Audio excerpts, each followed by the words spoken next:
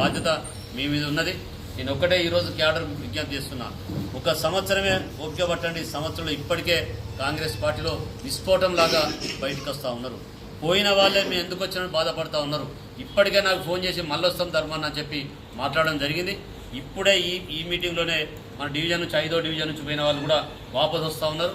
మళ్ళీ పార్టీలో కండవ కప్పుకుంటా అని చెప్పి అడుగుతూ ఉన్నారు. నిన్న మొన్న కూడా మరి పెద్ద స్థాయి నాయకులు కూడా మరి ఇక్కడ ఉన్నటువంటి క్యాండిడేట్కు టికెట్ వస్తలేదు, మేము కూడా పార్టీ మారుతామని చెప్పి సంకేతాలు పంపడం జరిగింది. ఒక మార్పు అనేది ఇప్పుడే కనపడతా ఉంది. వాళ్ళు ఏదో చేస్తారని చెప్పి పోయిళ్ళు, ఏం చేయలేకపోతున్న కాంగ్రెస్ పార్టీని మళ్ళీ అక్కడ ఉండలేక పోయిన కార్యకర్తలు కూడా మేము స్వాగతం పలుకుతున్నాం. మళ్ళీ రావాల్సిందిగా విజ్ఞప్తి చేస్తూ ఉన్నాం.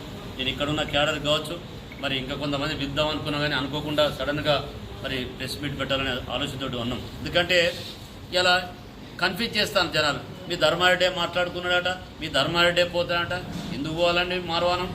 నేను అడుగుతున్నా, ఇలా మార్వానం పోవాల్సిన అవసరం ఏంది? నా పార్టీ ఉంది, నా క్యాడర్ ఉన్నారు, మాకు లీడర్ ఉన్నారు, 10 సంవత్సరాల అనుభవంతో చేసినటువంటి మాజీ ముఖ్యమంత్రి గారు ఉన్నారు.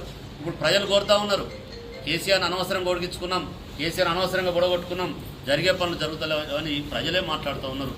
అటు పోయిన కార్యకర్తలను పట్టించుకునేది లేదు, పోయినా మిమ్మల్ని ప్రశ్నించేది లేదు, మిమ్మల్ని అడిగేది లేదు. మళ్ళీ 5-6 సంవత్సరాల లోపల ఖచ్చితంగా మనం అధికారంలోకి వస్తాం. దయచేసి క్యాడర్ని విజ్ఞప్తి చేస్తున్నా, ఎక్కడికి వెళ్ళాల్సిన అవసరం లేదని చెప్పి తెలియజేస్తూ, మరి ఈ కార్యక్రమానికి పిలువగానే వచ్చిన మీ అందరికీ కూడా పేరు పేరున ధన్యవాదాలు తెలియజేస్తున్నాను.